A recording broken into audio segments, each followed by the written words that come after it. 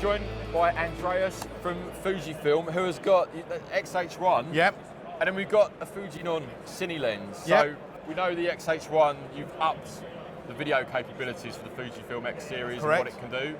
And now we've got an X series Fujinon lens. Yeah, so last year when we announced the E Mount version, we also said that we'd be bringing out an X Mount version, but ultimately it was when the system would be ready for it, and obviously with the XH1, the enhanced video capabilities, we've actually launched the MK X Mount version at the same time.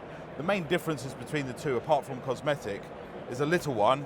You can see that you've got the actual metal contacts, so it actually speaks to the camera.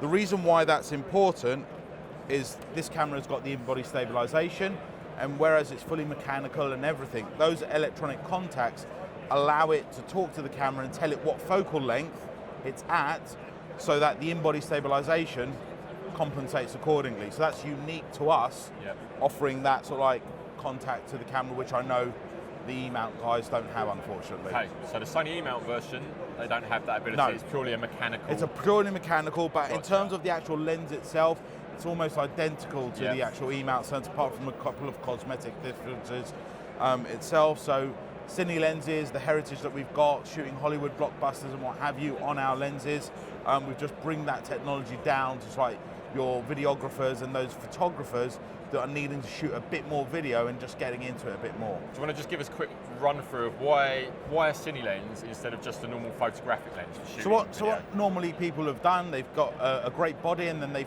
adapted a DSLR lens on the front.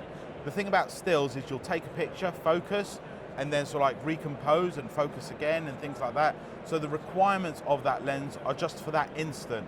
When you're obviously shooting movie, you're almost shooting constantly those stills photographs. So when you're zooming, what will happen is you'll focus on, say, somebody's eye, and then you want to pull back. On a DSLR lens, what will happen is that eye will go out of focus because you've changed the focal length. On a Cine lens, once you've focused on that eye, at any of the focal points, any of the focal lengths rather, it'll be in focus.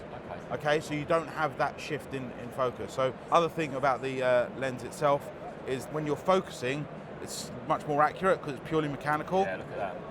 And you've got nice big numbers and dials on there, so a lot you can clearer. see what you're doing. The other thing is you've got T-stops, not F-stops. Yes. So on a DSLR lens, what will happen is that F-stop is that aperture at that focal length, and obviously it's taking in that much light. If for any reason you want to change it, the actual T-stops, one, they're smooth because it's mechanical, so you've got no clicking or anything like that, but also it talks about an amount of light that's being transmitted over the that period, so it's T2.9, not an F2.8. So all these sorts of little factors actually add up to being a big, big difference when you're shooting video. That's brilliant. Thank you for telling us about the lens. You're very welcome. Yeah, look forward to hearing more from you soon. Have a good show. Cheers, Take care, Andreas. Rich. Thank you.